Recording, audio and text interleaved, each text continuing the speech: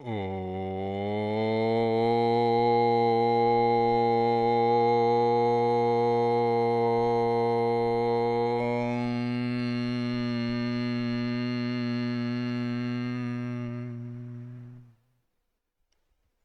श्री गणेशाय नमः। श्री सरस्वत्यै नमः। श्री गुरुभ्यो नमः। श्रुतिस्मृतिपुराणानाम् आलयं करुणालयं नमामि भगवत्पाद शङ्करं लोकशङ्करं शङ्करं शङ्कराचार्यं केशवं बादरायणं सूत्रभाष्यकृतौ वन्दे भगवन्तौ पुनः पुनः। ईश्वरो गुरुरात्मेति मूर्तिभेदविभागिने व्योमवद्व्याप्तदेहाय दक्षिणामूर्तये नमः। योऽन्तः प्रविश्य मम वाचमिमां प्रसुप्तां सञ्जीवयत्यखिलशक्तिधरस्वधाम्ना अन्यांश हस्तचरणश्रवणत्वगादीन् प्राणान्नमो भगवते पुरुषाय तुभ्यम्। वंशीविभूषितकरान्नवनीरदाभात् पीताम्बरादरुणबिम्बफलाधरोष्ठात् पूर्णेन्दुसुन्दरमुखादरविन्दनेत्रात् कृष्णात् परं किमपि तत्त्वमहं न जाने। छठे अध्याय का चिंतन हमने देखा था। अब सातवें अध्याय के चिंतन को हम शुरुआत करते हैं। आज के चिंतन को शुरुआत करने से पहले सातवें अध्याय के पहले और दूसरे श्लोक को एक साथ पढ़ेंगे। श्री भगवानुवाच मय्यासक्तमनाः पार्थ योगं युञ्जन्मदाश्रयः असंशयं समग्रं मां यथा ज्ञास्यसि तच्छृणु। ज्ञानं तेऽहं सविज्ञानम् इदं वक्ष्याम्यशेषतः यज्ञात्वा नेह भूयोऽन्यत् ज्ञातव्यमवशिष्यते। यज्ञात्वा नेह भूयः अन्यत् ज्ञातव्यम अवशिष्यते। चिंतन किया था हमने कि ऐसा ज्ञान और कैसे अनुभव सहित, अनुभव रहित नहीं, अनुभव सहित ऐसा ज्ञान जिसे प्राप्त करने पर दूसरा कोई ज्ञातव्य नहीं रहता, कुछ दूसरा कोई जानने के लिए बाकी नहीं रह जाता। बात देखना, ज्ञान की बड़ी महत्ता है। पिछली बार हमने चिंतन करते हुए देखा था, कहा था कि जितना आप जानते हो उतनी आपकी अज्ञान की जो कक्षा है वह बढ़ती जाती है। The more you know the more is the circumference of ignorance. पर इसमें एक विचार करने की बात है, ऐसे होने पर भी ज्ञान का महत्व नकारा नहीं जा सकता। ज्ञान का महत्व है, वह है। चिंतन करते हैं। मुझे जो सविज्ञानम कहा है ना, उस पर जाना है, उस पर विचार करना है। देखिए, जीवन में कुछ भी हो, कोई भी पक्ष हो, कोई भी जगह हो, कोई भी विचार हो, कोई भी हो, सबके लिए ज्ञान आवश्यक है और महत्व है। यहाँ पे ज्ञान सामान्य दृष्टि से, यानी खाना कैसे बनाना चाहिए, यह भी ज्ञान हुआ। चाहे वह व्यक्ति अनपढ़ क्यों न हो, पढ़ना लिखना जानती क्यों न हो, अगर वह अच्छा खाना बनाना जानती है तो लोग उसके पास जरूर आएंगे कि हमारे लिए आप खाना बनाकर भेज दो। बात सही है ना? मैं तो मूल्य किसका है? उस ज्ञान का है, जिस ज्ञान के बलबूते पर, जिस ज्ञान की सहायता से कुछ अच्छा फल निर्माण किया जा सकता है। उस फल का परिणाम क्या है, सही है या बुरा है, अच्छा है, गलत है, मानवता के लिए अनुकूल है या प्रतिकूल है, वह सारे विषय बाद में है। जब हम ज्ञान का विचार करते हैं, शास्त्र में ज्ञान का चिंतन करते हैं, तो वह सारा मानवता के लिए अनुकूल ही पकड़ा जाता है और जो मेरे भलाई का है उसका ही विचार किया जाता है। अब यहां पे यह देखना, ज्ञान का महत्व है, हम देख रहे हैं, उदाहरण बताते हैं। ज्ञान का महत्व है यानी किसी से उसकी तुलना की गई। तो ज्ञान की तुलना किससे की गई? ज्ञान की तुलना की गई कर्म से, या ज्ञानेतर, ज्ञान छोड़कर बाकी सारी वस्तुओं से। मेरे सामने अभी वह कंप्यूटर है, कंप्यूटर है, समझो यह बड़ा कीमती है। जो स्टूडियो में वगैरह वो उस इस्तेमाल करते हैं ना, उपयोग करते हैं एडिटिंग के लिए वगैरह, 2, 2.5, 3 लाख की वगैरह वह सब वस्तुएं रहती है। मैं कम ही कीमत बता रहा हूं, पर ऐसे होने पर भी वस्तुएं है। मैं माउस हिला सकता हूँ, हाथ पैर हिला सकता हूँ, चेहरा यहाँ वहां घुमा सकता हूँ, यानी कर्म करने की शक्ति मुझ में है। परंतु अगर कैसे काम करे, वह जो भी यंत्र है, वह जो भी सारे यंत्र है वह कैसे काम करते हैं यह मुझे पता ही नहीं, तो क्या कोई फायदा है? क्या कोई उसका मूल्य है? उसका मूल्य शून्य है। यानी ज्ञान की अभाव में वह वस्तुएं प्राप्त होने पर भी कुछ नहीं हो सकता। अगला उदाहरण देखते हैं। बताओ, सरहद पर जो हमारा सैन्य रहता है, उस सैन्य में युद्ध कौन करते हैं? जो सैनिक रहते हैं, जवान, वह युद्ध करते हैं। कहाँ पे डटे हुए रहते हैं? सीमा पर, या सीमा क्षेत्र में, जहां पर भी उनकी आ, बैरक्स है, जहां पर भी उनका स्थल है, तल है, वहां पर वो डटे हुए रहते हैं। वहां पे ही सोना, खाना, पीना, रहना सब कुछ वहीं पे होता है। जब भी कुछ कोई आ, आक्रमण हो जाए तो जाने के लिए तैयार रहते हैं। हर दिन उनकी कवायद रहती है, हर दिन उनको चलना पड़ता है, भागना पड़ता है, दौड़ना पड़ता है, सब कुछ। यानी दिन भर वह काम ही करते रहते हैं। और इसी के सामने जो मेजर या ब्रिगेडियर यानी उच्च पदस्थ अधिकारी रहते हैं, किसमें? सैन्य में ही, उनको पूछो वह क्या करते हैं? क्या इन जवानों की तरह वो हर बार दौड़ते हैं, यहां वहां जाते हैं, भागते हैं? नहीं, उनका रहना कहीं और रहता है, उनका काम कुछ और रहता है। उनका, उनकी उम्र का विचार किया जाए तो जवान रहते हैं, नवयुवक 30, 40, 45 के आसपास, लेकिन ये ब्रिगेडियर वगैरह वह देखो बड़ी उम्र के रहते हैं। छोटी उम्र के भी होते हैं पर बड़ी उम्र के ज्यादातर होते हैं। अब इनमें से जो जवान है उनको धन की राशि कितनी मिलती है, और जो ब्रिगेडियर वगैरह उच्च पदस्थ है उनको जो धन की राशि कितनी मिलती है?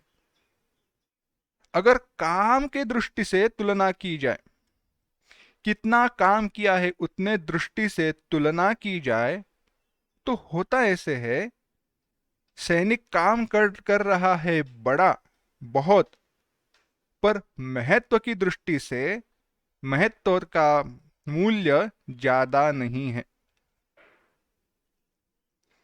ज्ञान का मूल्य यहां पे किया जाता है।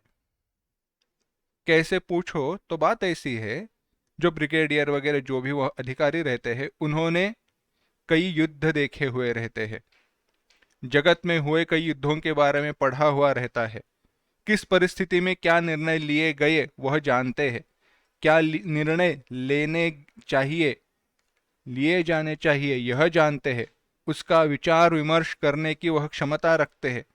यह सब जो ज्ञान का अर्जन उन्होंने किया है, उस ज्ञान की अर्जन की क्षमता के अनुसार, क्षमता के ऊपर उनको जो वेतन है या अर्थ मूल्य है वह दिया जाता है।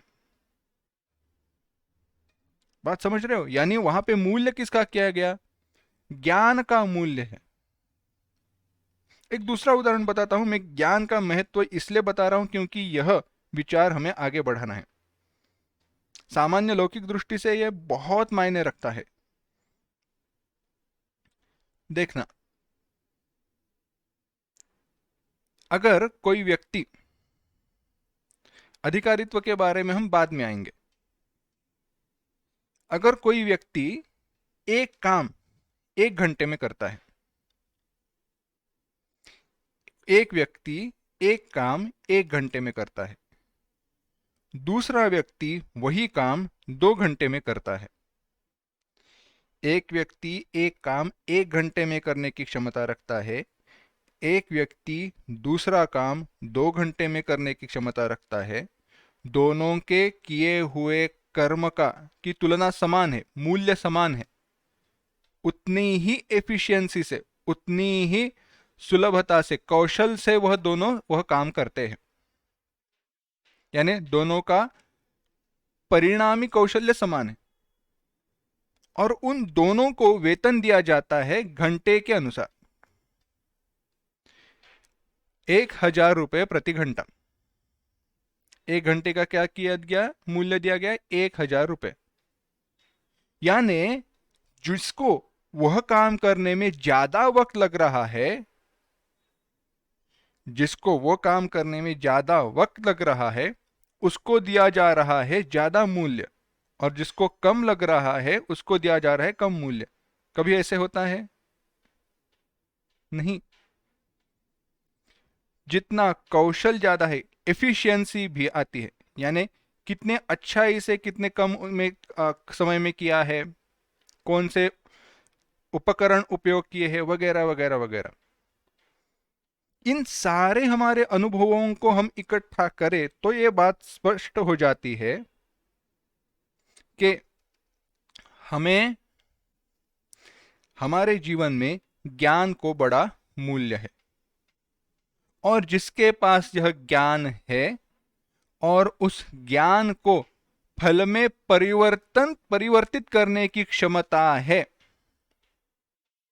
जिसके पास यह ज्ञान है और ज्ञान को फल में परिवर्तित करने की क्षमता है, वह महत्व रखता है। उदाहरण बताते हैं। बच्चे को आप बार बार बताओ, कोई भी गणित हो, संगणक विज्ञान हो, कुछ भी हो, इतनी बार बताओ कि वह उसको कंठस्थ हो जाएगा, उसको वह साहब सब कुछ कंठस्थ हो जाएगा, परंतु उसको कुछ समझा ही नहीं है। परिणाम क्या हुआ? अगर उसको पूछो वह जवाब तो दे पाएगा, परंतु जो परिणाम है, परिणाम कौन सा? उस ज्ञान के ऊपर फल प्राप्त करना, उस ज्ञान को फल में परिवर्तित करना, वह वो कर नहीं पा रहा। क्यों? क्योंकि अधिकारित्व नहीं है। शास्त्र में अधिकार का जब विचार किया जाता है तो अधिकार का विचार जैसे हम लौकिक दृष्टि से करते हैं वैसे नहीं है। हाँ, 12वीं पास हुआ इसलिए जो भी कोई अगर एंट्रेंस वगैरह है, कुछ भी है, उसके लिए अधिकारी बन गया, वैसे नहीं। क्या वह कर्म का फल वह प्राप्त कर पाएगा या नहीं कर पाएगा, उसके अनुसार वह अधिकारित्व ठहरता है। वह विषय भिन्न है। आते हैं हमारे विषय के ऊपर। अब यह जो ज्ञान है, वह ज्ञान भिन्न भिन्न जगह से हमें प्राप्त होता है। अब यह जो ज्ञान है वह भिन्न भिन्न जगह से हमें प्राप्त होता है। कहां कहां से प्राप्त होता है? सबसे पहले तो हमारी इंद्रियों से। आंखों से हम देखते हैं, कानों से सूंघते हैं, जीभ से चखते हैं, नाक से सूंघते हैं, त्वचा से हमें स्पर्श का ग्रहण होता है। यानी 5 ज्ञानेंद्रियों के द्वारा हमें ज्ञान की प्राप्ति होती है। अब विचार करना, 5 ज्ञानेंद्रियों के द्वारा हमें ज्ञान की प्राप्ति हो रही है। यह जो ज्ञान है उसे कहा गया प्रत्यक्ष। इसमें कोई शंका नहीं है। मैंने आंखों से वस्तु देखी, नजदीकी से देखी, ठीक से देखी, पूर्णता से देखी, और पता चला हाँ बात है, सही है, विषय समाप्त हुआ। कोई चिंतन करने की आवश्यकता नहीं है, प्रश्न की आवश्यकता नहीं है, उत्तर की आवश्यकता नहीं है, सब कुछ समान है। कभी अगर मैं देखता हूं, समझो यह क्या है, पेंसिल है, मुझे बार बार सोचना नहीं पड़ेगा, उसको बजाकर देखना नहीं पड़ेगा, क्योंकि पता है पेंसिल ही है। प्रत्यक्ष में संभ्रम का अवसर उतना नहीं होता। जो प्रत्यक्ष सही सही प्रत्यक्ष ज्ञान है उसमें संभ्रम का अवसर उतना नहीं होता कि एक वस्तु को दूसरी समझना। हाँ, अगर एक दूसरे को वस्तु को दूसरे समझ रहे हैं तो हमने ठीक से देखा नहीं, ठीक से सुना नहीं, ऐसे ही विचार आएगा। अच्छा, अब दूसरा विचार, बादल देखे आपने, बारिश का मौसम है, आकाश में बादल देखे तो आप क्या अनुमान करते हो? बारिश होने वाली है ना? आप अनुमान करते हो कि बारिश होने वाली है, तो क्या करें? छाता लेकर बाहर निकले। यानी आपने बारिश को देखा नहीं है, पर बादलों को देखकर आपने अनुमान किया कि बारिश होने वाली है, और उस ज्ञान की शक्ति पर आप छाता लेकर बाहर निकले और भीगे नहीं। दूसरा विचार, अगला, एक व्यक्ति है, नौकरी वगैरह नहीं करता, कहीं जाता नहीं है, उसकी दुकान नहीं है, कुछ नहीं है, पर बहुत पैसा है।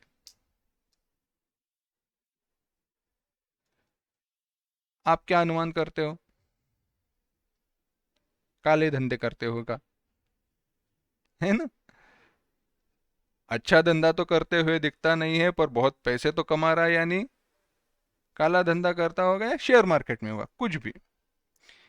यानी क्या किया आपने? यानी आपने दूसरे दृष्टि से अनुमान किया। और हुआ ऐसे, एक व्यक्ति हम्म, अपने मित्र के पास गया, या अभी अगला विचार है, अगर पिछले दो अनुमान खत्म हुए, ये सब अब आपका जो पूर्व में एक ज्ञान था, ज्ञान की शक्ति के ऊपर आप समझ पाए। अगला विचार, आप आपके मित्र के पास गए, मित्र के पास गए, आपने पूछा नाम लेकर, वह है क्या? तो उनकी पत्नी घर में थी, पत्नी ने कहा उनके जूते तो नहीं दिख रहे। तो आप चौंक गए, अरे मैं मित्र के बारे में पूछ रहा हूँ और पत्नी कह रही है जूते नहीं है। तो आपने कहा नहीं, मैं पूछ रहा हूँ मेरे मित्र मणिलाल है क्या? तो कह रही नहीं, उनका जो छाता है वह भी नहीं दिख रहा। अरे मैं छाते के बारे में नहीं पूछ रहा हूँ, जूतों के बारे में नहीं पूछ रहा हूँ, मैं पूछ रहा हूँ मणिलाल जी है क्या? तो उन्होंने कहा कि उनकी घड़ी और मोबाइल भी नहीं है। अब इस कथन का अर्थ क्या है? घर में उनका छाता नहीं है, घड़ी मोबाइल नहीं है, जूते नहीं है, इसका अर्थ वह कहीं तो बाहर गए हैं। यानी उनकी जो वस्तुएं हैं, उनकी जो निजी वस्तुएं हैं, वह उपलब्ध नहीं है, और उनकी अनुपलब्धि के कारण आपने समझ लिया क्या? कि मणिलाल जी घर में नहीं है। यानी दूसरे दृष्टि से भी आपको ज्ञान की प्राप्ति हुई। पर इन सब में बताओ, आपको कितनी जगह पर उस वस्तु का अनुभव हुआ है? मेरा प्रश्न अब ठीक से सुनना।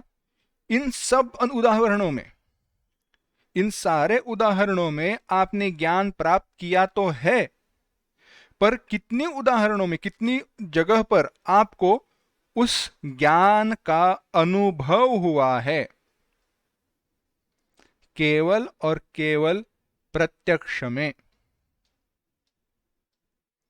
क्योंकि प्रत्यक्ष में जब मैंने कहा यह पेंसिल है, तो आपने सचमुच में अपनी आंखों से दिखाई गई, देखी जाने वाली पेंसिल को देखा है। जब आपने बारिश का अनुमान किया, बारिश को आपने नहीं देखा था। जब आपने वह शेयर मार्केट में काम करता होगा यह सोचा, शेयर मार्केट को आपने काम करते हुए नहीं देखा। बाद में मणिलाल जी घर में नहीं है, वह बाहर जाते हुए आपने उनको नहीं देखा, पर ज्ञान हुआ ना। यानी ज्ञान तो हम ग्रहण करते हैं, पर कुछ जगह पर केवल ज्ञान का ग्रहण होता है और कुछ जगहों पर ज्ञान के साथ अनुभव भी प्राप्त होता है। कुछ जगह पर केवल ज्ञान है, पर ज्ञात विषय का प्रत्यक्ष या अनुभव नहीं है। प्रत्यक्ष शब्द को बाजू में रखते हैं अभी। जिस वस्तु को जानना है उसका हमें अनुभव नहीं है। यह बात समझने पर, यह चिंतन करने पर अब हमें आगे बढ़ना है। हम किस सिद्धांत तक आए हैं, किस नियम तक आए हैं? ज्ञान तो होता है, पर सभी ज्ञानों में हमें अनुभव नहीं होता। वेदों में इसका उदाहरण दिया गया है कि ज्योतिष्टोमेन स्वर्ग कामो यजेत कच्छु चांद्रायणादि व्रतेन, यानी कुछ व्रत बताए, हवन बताए, वह हवन वगैरह करने पर, यज्ञ याग आदि करने पर क्या होगा? स्वर्गलोक की प्राप्ति होगी। यानी आपको पता चला यह हवन है, यह करने पर मुझे स्वर्ग की प्राप्ति होने वाली है। मेरा प्रश्न यह है, इस ज्ञान होने पर स्वर्ग की प्राप्ति होगी, क्या आपने स्वर्ग को देखा? नहीं। ऐसे स्वर्ग देखने लगे तो कोई स्वर्ग प्राप्त करने की इच्छा ही नहीं करेगा, जानने की। स्वर्ग जान लिया तो यह शरीर छूट गया, चलो स्वर्गवासी हो गए। नहीं है। इसीलिए विषय क्या है? हर ज्ञान में अनुभव नहीं होता। अच्छा, तो कौन से ज्ञानों में अनुभव होता है? तो एक है प्रत्यक्ष और एक है अपरोक्ष। इसी का विचार यहां पे भगवान बता रहे हैं। ज्ञानम तेहम सविज्ञानम, सविज्ञानम ज्ञानम। एक उदाहरण हमने देखा था, एक उदाहरण में हमने देखा कि शक्कर, चीनी, चीनी मीठी है, चीनी मीठी है, चीनी मीठी है। किसको कंठस्थ कराओ? जिसको इन शब्दों का अर्थ पता भी नहीं है, कभी चीनी चखी ही नहीं, उसको बताओ कि क्या चीनी मीठी है? होगा क्या? उसको ज्ञान तो हो गया चीनी मीठी, हाँ चीनी तो मीठी ही है, मीठास उसका शक्कर का गुणधर्म ही है, धर्म ही है। पर क्या उसको उसके मीठेपन का अनुभव है? नहीं। उस चीनी को, उस या शक्कर का या चीनी के मीठेपन का अनुभव उस व्यक्ति को नहीं है। अब आते हैं अगले उदाहरण पर। उसको अगर हम चीनी को चखाए, उसको पता नहीं है यह चीनी है, उसको पता नहीं है मिठास क्या है, पर अनुभव तो हो गया ना? अनुभव हो गया। यानी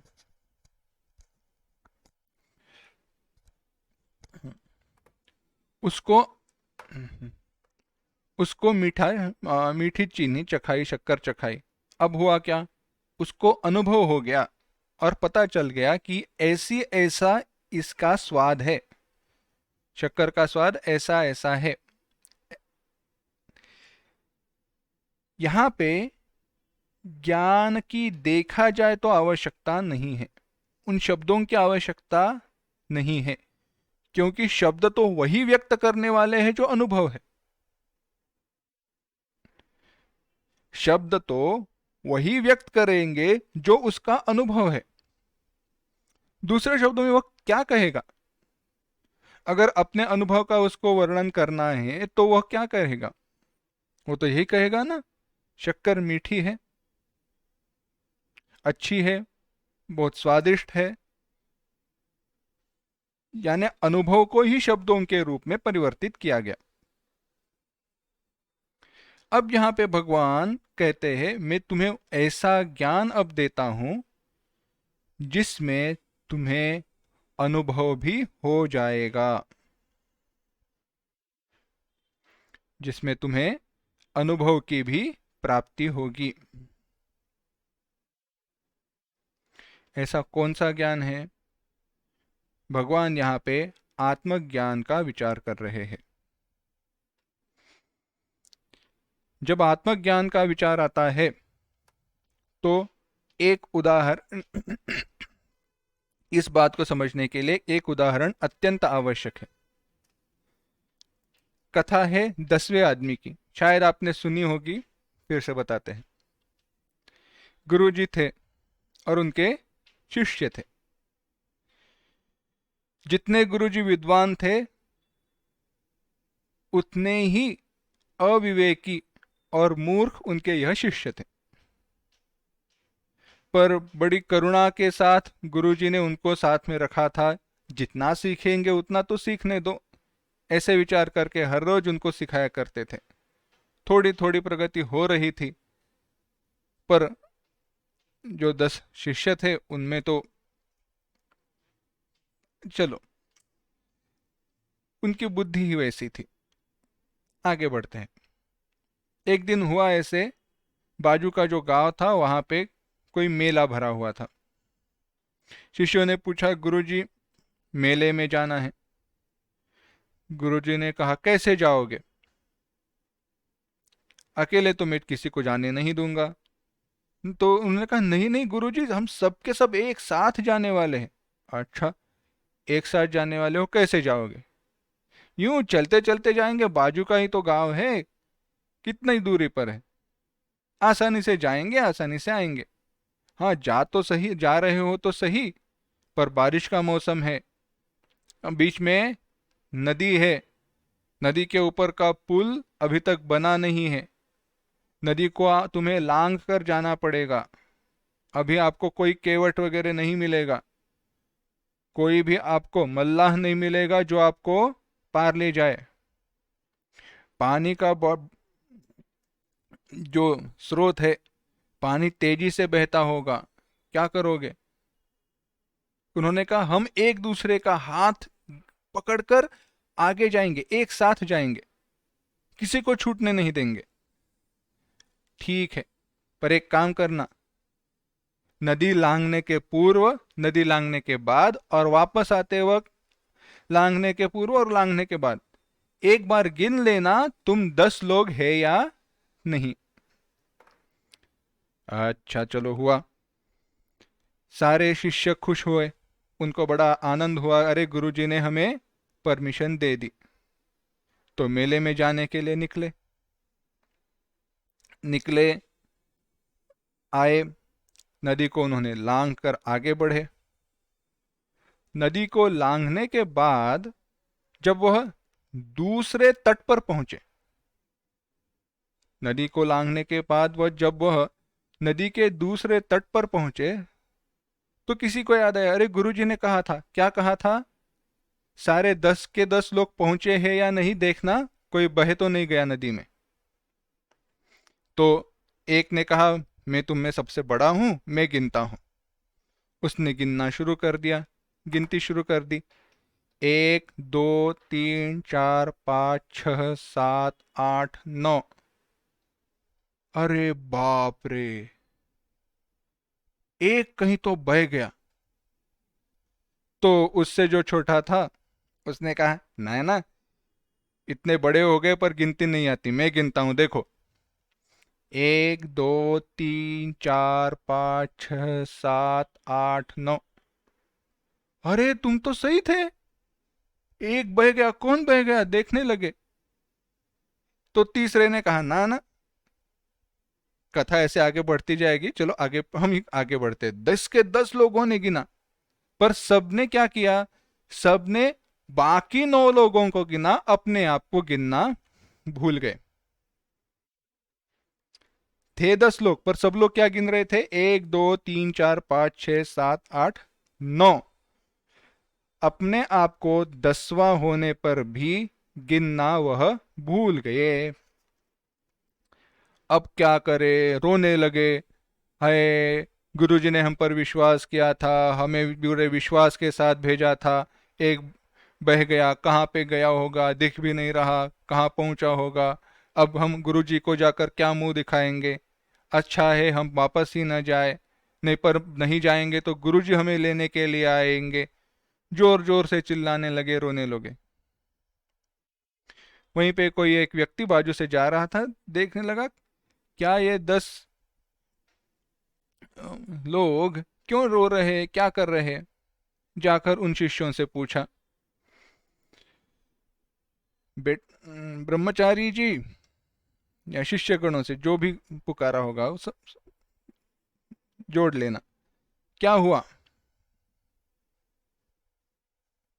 तो उन्होंने कहा, हम 10 लोग निकले थे पर बह गए।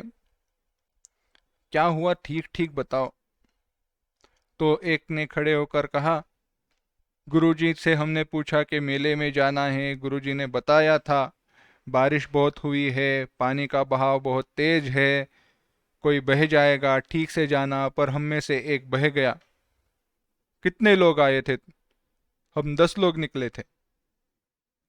तो जब उस व्यक्ति ने गिना, देखा तो 10 के 10 लोग वहां थे, वह समझ गया। तो उसने कहा, अच्छा 10 लोग आए थे तो हुआ क्या? नहीं, एक बह गया। तो उसने कहा, नहीं नहीं नहीं, 10वां बह नहीं गया है।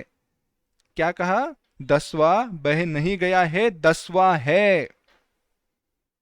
उस व्यक्ति ने कहा, तुम 10 लोग निकले थे, तुम क्या कह रहे हो? एक व्यक्ति बह गया। ना ना, 10वां है। तो सारे शिष्यों के मुख पे ऊपर आनंद उमटने लगा। सारे खुश हुए, पूछने लगे, यार किधर है, किधर है, 10वां किधर है? तो जो व्यक्ति पहले से ही खड़ा था उसको कहा, चलो गिनो। जो व्यक्ति आया था, जो उसने कहा, गिनो कितने लोग हो तुम। उसने गिनना शुरू कर दिया, 1 2 3 4 5 6 7 8 9। किधर है 10वां? तो ये व्यक्ति जो आया था, उसने उस शिष्य के पास, शिष्य को अंगुली निर्देश करके कहा, 10वें तुम हो। क्या कहा? 10वें तुम हो, दशम त्वमसि। तब उसने देखा, अरे हाँ, 10वां तो मैं हूं। और ऐसे सबको कहा, तुम 10वें हो। सब सारे खुश हुए, उनको पता चला अरे 10वां खोया नहीं है। और मेले के लिए गए, मेले में क्या किया, उससे हमारा कोई लेना देना नहीं है, हमारा लेना देना है 2 वाक्यों से। उस व्यक्ति ने 2 बातें बताई। पहली, 10वां है, और दूसरी, 10वें तुम हो। क्या 2 वाक्य थे? 10वां है और 10वें तुम हो। इन वाक्यों का जो परिणाम है वह परिणाम भिन्न है। वास्तव में हम सूज्ञ हैं, इसलिए हमें पता है कि दोनों वाक्यों में उतना भेद नहीं है, पर दोनों वाक्यों का परिणाम भिन्न है। पहले तो जब सारे के सारे वह शिष्य रो रहे थे और उस व्यक्ति ने कहा, अरे 10वां है, तो उनका जो दुख था, जो डर था, वह दूर हो गया। उन्होंने जान लिया कि हाँ, नहीं, 10वां है, हमें डरने की कोई आवश्यकता नहीं है। आगे क्या कहा? तुम 10वें हो। तो जो अज्ञान था और विचार था कि 10वां बह गया है, वह पूरी तरीके से नष्ट हो गया। क्यों? क्योंकि वहां पे जब तुम 10वें हो। जो खोया हुआ तुम समझ रहे हो वही तुम हो। जिसको जो बह गया ऐसे तुम समझ रहे हो वही तुम हो। यह जब बताया गया तो उनको मैं 10वां हूं यह तो ज्ञान हुआ ही, पर साथ ही साथ अनुभव भी हुआ है। साथ ही साथ अनुभव भी हुआ है। ऐसे ही वेदांत में, वेदांत महावाक्यों में होता है। वेदों में, उपनिषदों में, सारे हमारे ग्रंथों में क्या कहा गया? ब्रह्म है, सच्चिदानंदमय ब्रह्म है, ईश्वर है। सगुण हो, निर्गुण हो, सगुण साकार हो, निर्गुण निराकार हो, जिस भी रूप में हो, ब्रह्म के बारे में कहा जाता है।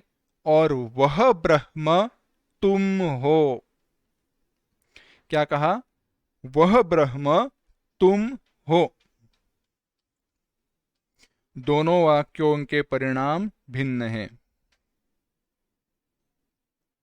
जब कहा गया कि ब्रह्म है और यह माया सत्य नहीं है, तो माया के कारण प्राप्त होने वाले दुखों का परिणाम क्षीण हो जाता है।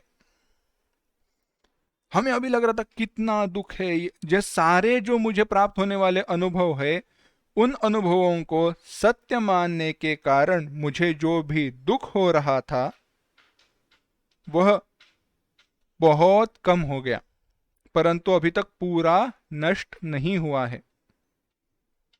और जब अधिकार की प्राप्ति होने पर अच्छे शम दम विवेक वैराग्य के साथ अधिकारी पुरुष से, गुरु से जब महावाक्य का श्रवण होता है और मैं ठीक ठीक से सुन लेता हूं कि वह ब्रह्म मैं हूं, तो उसका परिणाम यह होता है कि मैं अपने स्वरूप का अनुभव करता हूं और मुझे अपना ज्ञान भी होता है।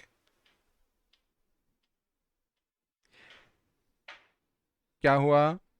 जब कहा गया वह ब्रह्म तुम हो, तो यह पता चलता है, अनुभव भी होता है और ज्ञान भी होता है। इसी को कहते हैं विज्ञान, अनुभव सहितम ज्ञानम। दुनिया घूमकर हम कहाँ पे आए हैं? विज्ञान पर आए हैं। दुनिया घूम कर क्यों आए हैं? क्योंकि देखना था दुनिया गोल है, बाकी कुछ नहीं। तात्पर्य यह है, जैसा वाक्य वैसा परिणाम। कुछ वाक्य जब हम सुनते हैं तो उसका परिणाम क्या होता है? हमें ज्ञान होता है, पर अनुभव होगा ऐसे कोई गारंटी नहीं है।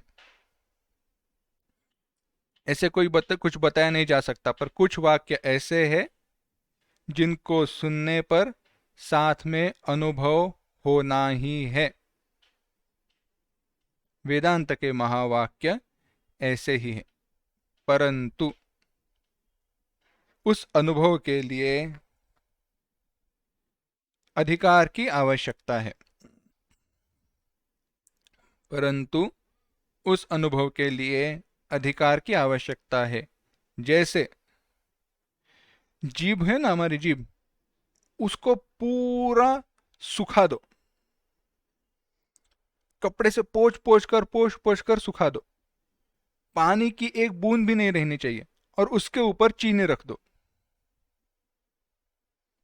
मिठास, आपको अनुभव मिठास का होगा ही नहीं। क्यों? क्योंकि मिठास को चखने के लिए जो गीलापन चाहिए वही है नहीं।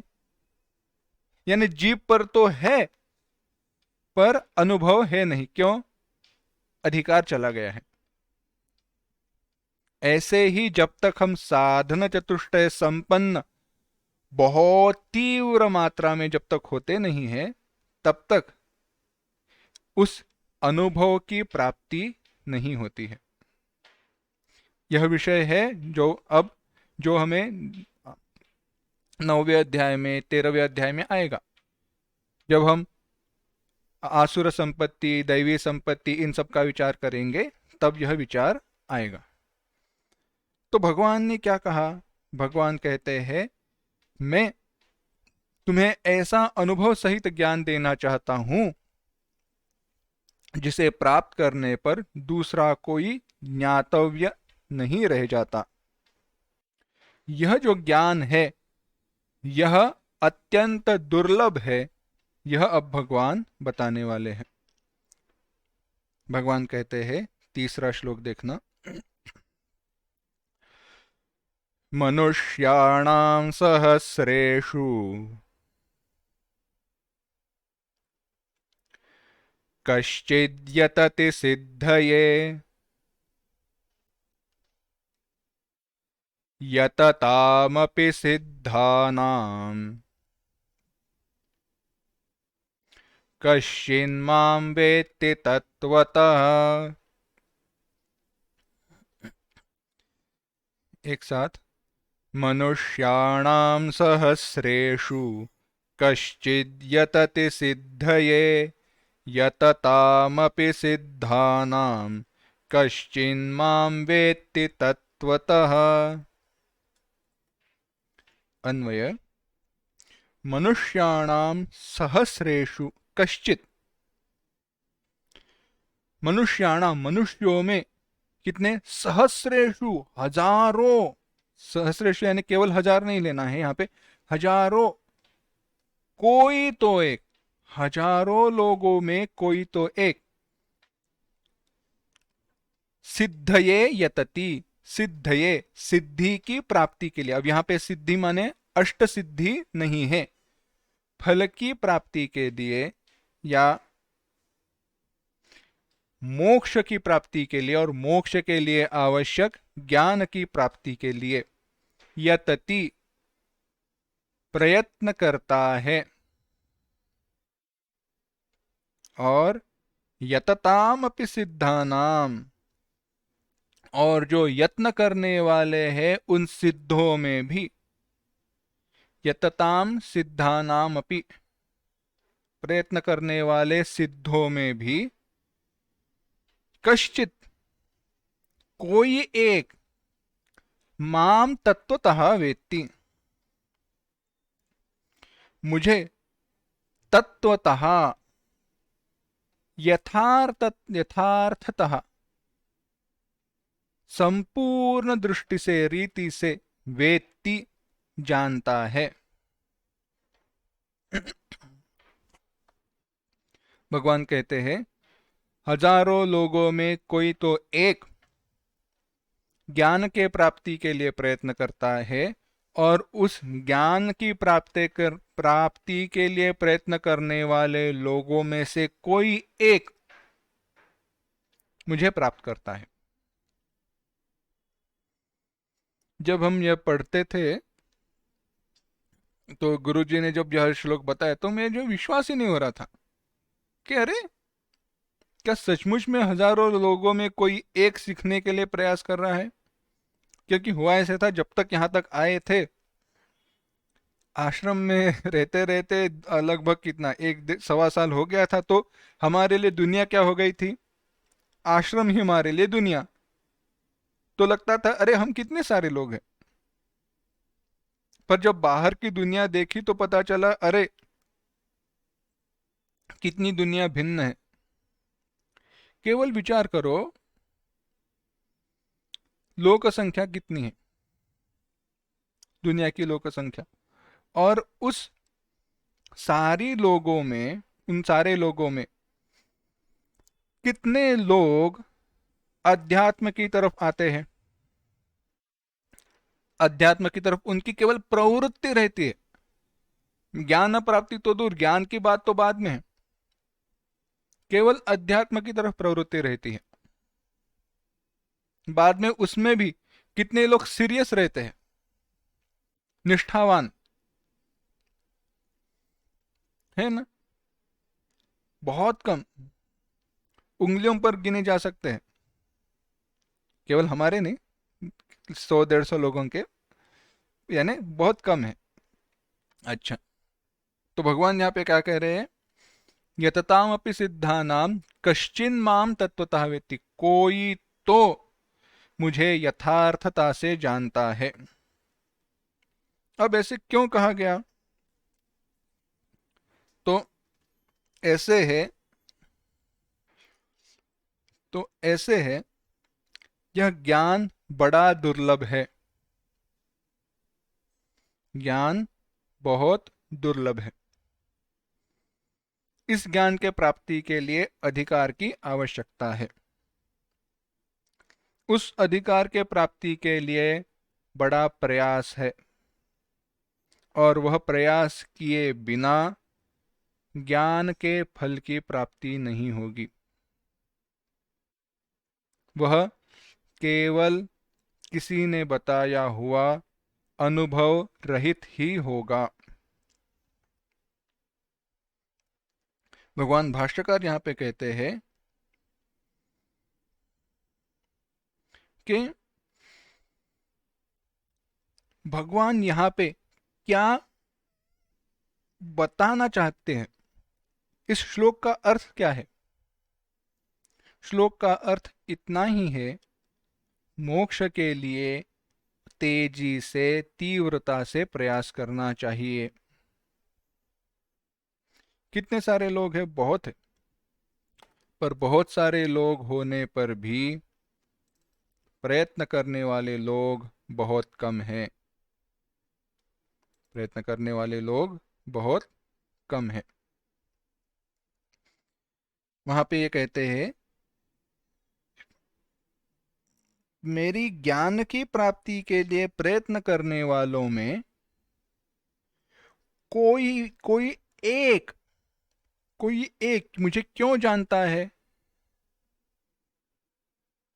वही बात, बहुत सारे प्रयत्न कर रहे हैं पर कोई एक क्यों जानता है? रेस में बहुत सारे लोग भागते हैं, दौड़ते हैं, पर कोई एक क्यों जीत जाता है? उतनी मेहनत उसने की है इसके लिए। हालांकि ये जो ज्ञान की प्राप्ति है उसमें कोई रेस नहीं है, कोई शर्यत नहीं है, पर कैसे है? अधिकार है, कैपेसिटी है, क्षमता है। उस क्षमता के बिना उस ज्ञान की प्राप्ति नहीं हो पाती।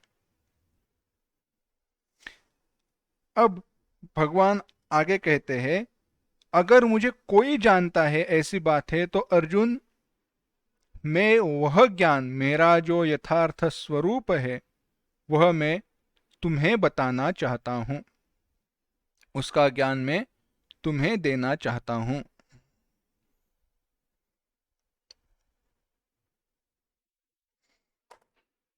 आगे देखना, चौथा और पांचवा श्लोक। भूमिरापो नलो वायुः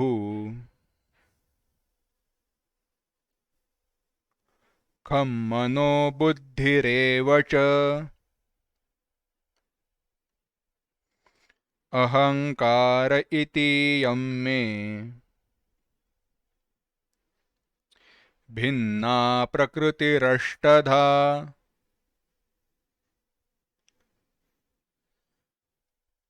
अपरेयमितस्त्वन्याम् प्रकृतिं विद्धि मे पराम् जीवभूतां महाबाहो ययेदन्धार्यते जगत्। एक साथ, भूमिरापो नलो वायुः खं मनो बुद्धिरेव च अहंकार इतीयं मे भिन्नाः प्रकृतिरष्टधा अपरेयमितस्त्वन्याम् प्रकृतिं विद्धि मे पराम् जीवभूतां महाबाहो ययेदन्धार्यते जगत्। भगवान कहते हैं, मेरी पर और अपर प्रकृति है। कैसी है? भगवान कहते हैं भूमि ही, भूमि माने पृथ्वी तत्व, पंचमहाभूतों में जो पृथ्वी तत्व है वह, यहां पे कहा गया गंध मात्र तन्मात्रा। आपहा जल यानी रस, अनलह यानी रूप तन्मात्र, अनल माने तेज, वायु, वायु माने पवन, वायु, स्पर्श तन्मात्र, और खम, खम माने आकाश, शब्द तन्मात्र, मनः, मन माने अंतःकरण, उसमें मन, बुद्धि, चित्त और अहंकार, यह चार आते हैं।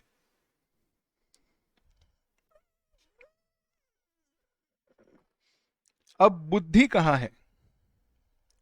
खम मनः बुद्धि, यह बुद्धि बुद्धि नहीं है। यह बुद्धि, हमारी जो बुद्धि रहती है ना, इंटेलेक्ट, वह नहीं है। यह बुद्धि क्या है? यह बुद्धि है अहंकार का जो कारण है वह महत तत्व। हमने शनि शनि ऊपर में इस श्लोक का विचार करते हुए देखा था, एक सामान्य अहंकार और एक विशेष अहंकार, और उन दोनों का मूल, वह जो मूल कहा था जहां से अहंकार की उत्पत्ति होती है, वह वो महत तत्व। बुद्धि इस शब्द का अर्थ है महत तत्व।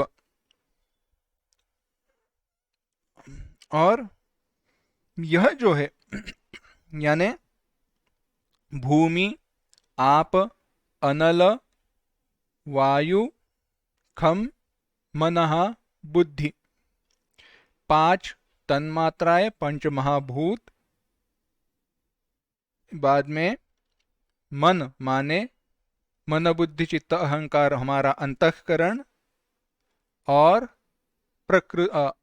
अव्यक्त या महत तत्व, यह सारे जो है इनको भगवान कहते हैं इति इयम, ऐसी ये, मैं प्रकृति ही, मेरी जो प्रकृति है, प्रकृति माने माया शक्ति जो है, भिन्ना अष्टधा या अष्टधा भिन्ना, 8 प्रकार से भिन्न हुई है, 8 भिन्न भिन्न प्रकारों में बांटी गई है, भेद को प्राप्त हुई है। यह मेरी जो है यह अपरा प्रकृति है। इयम अपरा प्रकृति, अपरा माने कनिष्ठ, परंतु अन्याम जीवभूताम में प्रकृति, अन्याम दूसरी, जीवभूताम जीवभूत, जीवों के स्वरूपभूत, क्षेत्रभूत, जो दूसरी प्रकृति है उसको पराम विद्धि, पर श्रेष्ठ जानो, यया जिसके द्वारा इदम जगत धार्यते, इस जगत की धारणा की जाती है। विचार क्या है देखना। भगवान कहते हैं भूमि, आप, अनल, वायु, खम, बुद्धि, मनः, इन 8 प्रकार से जिसका विभाग किया गया है, ऐसी मेरी अपर प्रकृति है, और जीव के क्षेत्रभूत हुई मेरी पर प्रकृति है, ऐसे तुम जानो। अब यहां पे भगवान ये सब क्यों कह रहे हैं? जब भी कुछ हम एडवर्टाइजमेंट करते हैं ना, वैसे है। अब आपको कहा गया समझो, बहुत कठिन है। कठिन है तो आपको क्या कर सोच लगता है, अरे मेरे द्वारा कैसे नहीं हो सकता, मैं तो करके दिखाऊंगा ही दिखाऊंगा। या किसी वस्तु का महत्व बताया जाता है, अरे कितनी बड़ी महत्वपूर्ण वस्तु है, तो आप कहते हो अरे अच्छा इतना महत्व है, सुनता हूं। अगर आप लोगों को सुनने के पैसे देने लगे तो बहुत सारे लोग आपसे सुनने लगेंगे। सुनने के उनसे सुनाने के पैसे लेने की जगह उनको सुनाने के पैसे लिया करो, पैसे दिया करो, बहुत लोग सुनने के लिए आएंगे।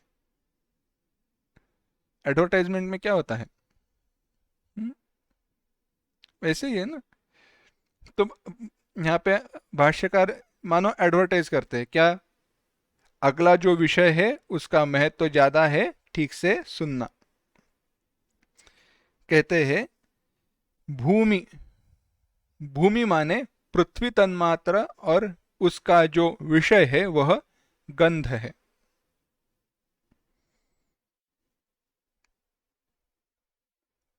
यहाँ पे जो तन्मात्र चाहिए, थोड़ा विचार करते हैं। यहाँ पे पहले हम सामान्य सरल अर्थ देखते हैं और बाद में इस विषय पर आते हैं। भूमि, भूमि माने पृथ्वी, जो हमने देखे सारे पंच महाभूत, उनके तन्मात्र, उनके विषय,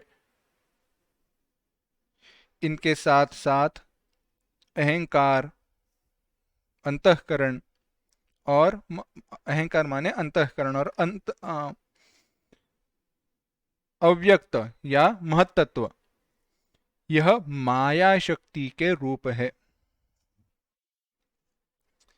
अब होता ऐसे है, देखना, यह जो विचार है ना,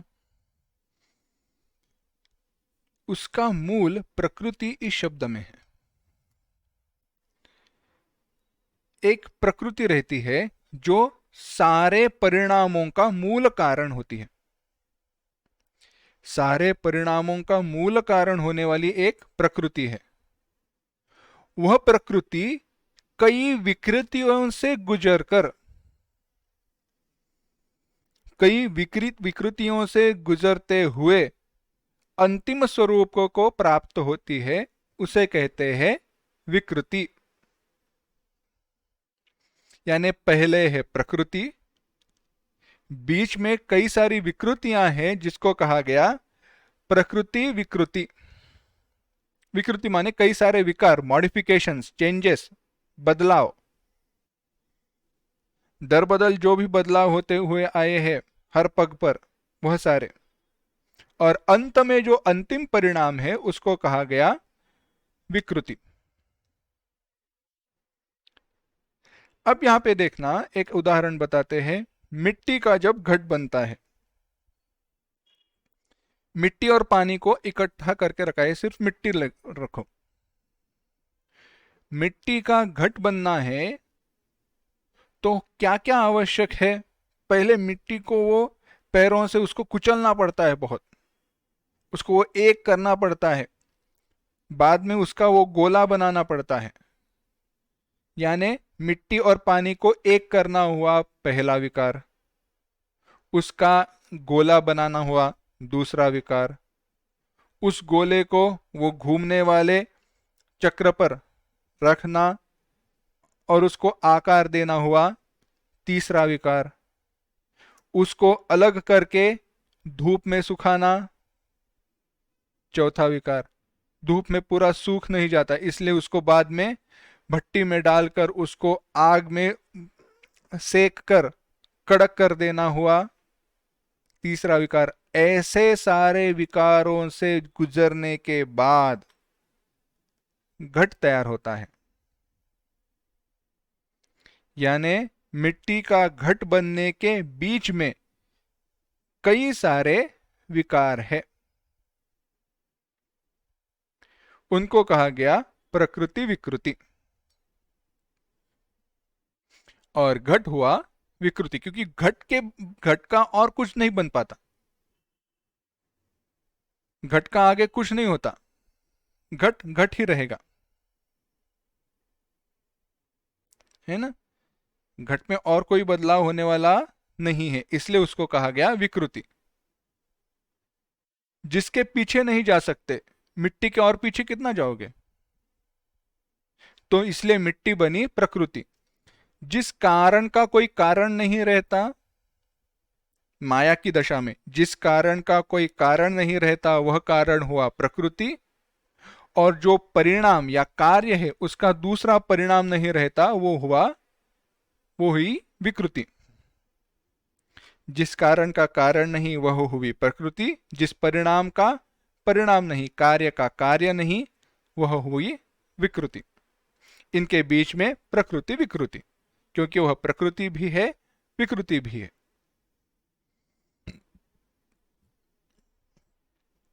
अब इसमें भगवान यहां पे कह रहे हैं मेरी जो माया शक्ति है उसमें क्या क्या बताया। पहले तो बताया अव्यक्त, माया शक्ति के कारण निर्माण हुआ अव्यक्त या महत्तत्व।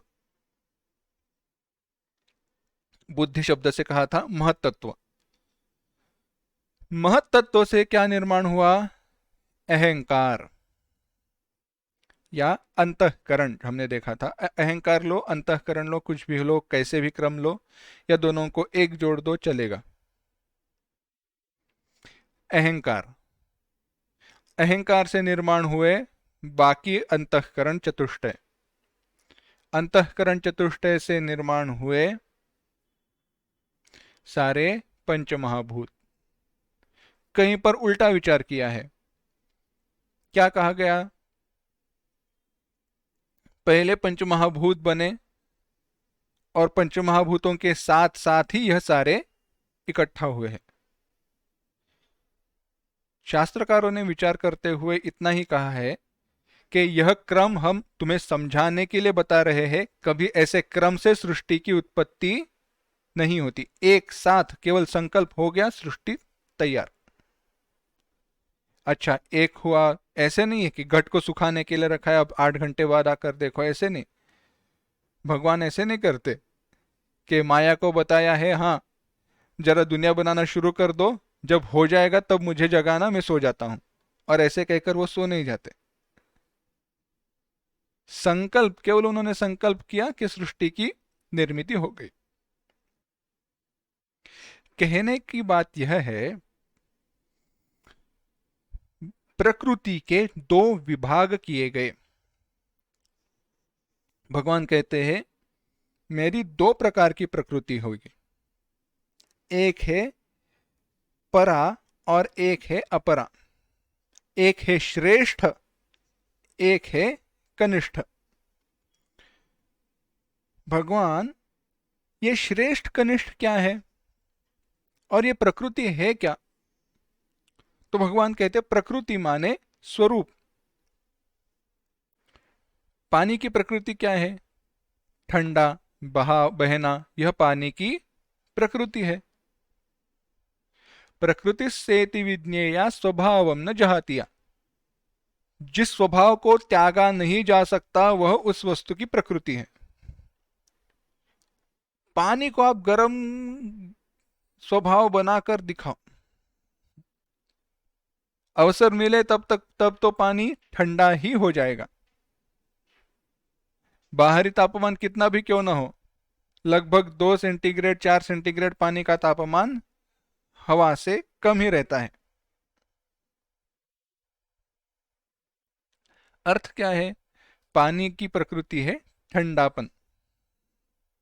इसी प्रकार से भगवान कहते हैं मेरी 2 प्रकार की प्रकृति है, मेरे 2 प्रकार के स्वरूप है। एक मेरा अपना है जो पर है,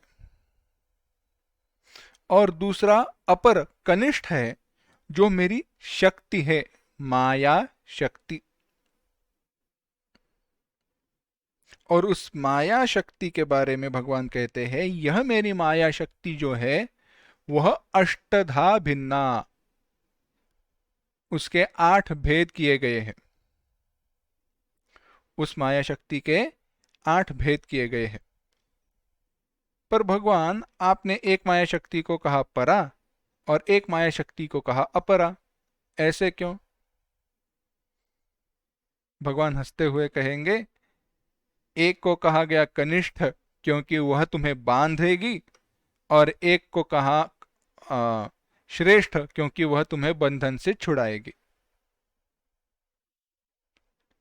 भगवान की जो ये संसारात्मिका माया शक्ति है, संसार रूप से हमें अनुभव हो को आती है, प्रकट होती है, वह माया शक्ति, वह प्रकृति हमें बांधने वाली है। वह अष्टधा भिन्ना है, पंच महाभूतों से, अहंकारादिक महत्तत्वों के कारण वह बनी हुई है। इसीलिए वह बंधन को कारण होती है, और बंधन को कारण होती है इसलिए उसको कहा गया अपरा प्रकृति। परंतु जो परा प्रकृति है, जो श्रेष्ठ है, उसमें होता क्या है? तो भगवान कहते हैं वह जो श्रेष्ठ प्रकृति है वह मोक्ष के लिए कारण होती है। वह कहाँ पे उपलब्ध है, क्या है? तो कहते हैं मम आत्मभूतां में पराम प्रकृष्टाम जीवभूताम क्षेत्रज्ञ लक्षणाम प्राणधारण निमित्त भूताम विद्धि। भगवान भाष्यकार बड़ा सुंदर व्याख्यान करते हैं। वह कहते हैं जो मेरी स्वरूप भूत है, यानी जो भगवान की स्वरूप भूत है, जो क्षेत्रज्ञ रूप प्राण धारण का निमित्त है, जिसके कारण हमारे प्राण जीवित है। हम जीवित तो प्राणों से है, पर जिसके कारण हमारे प्राण जीवित है, प्राण चलते हैं, वह भगवान का स्वरूप है, वह भगवान है। तो ऐसी जो प्रकृति है वह परा है, भिन्न है, परंतु जिसने कारण में प्रवेश किया है, ऐसी जो प्रकृति है, जो अपर प्रकृति है, वह इस जगत का धारण करती है। यया इदम जगत धार्यते।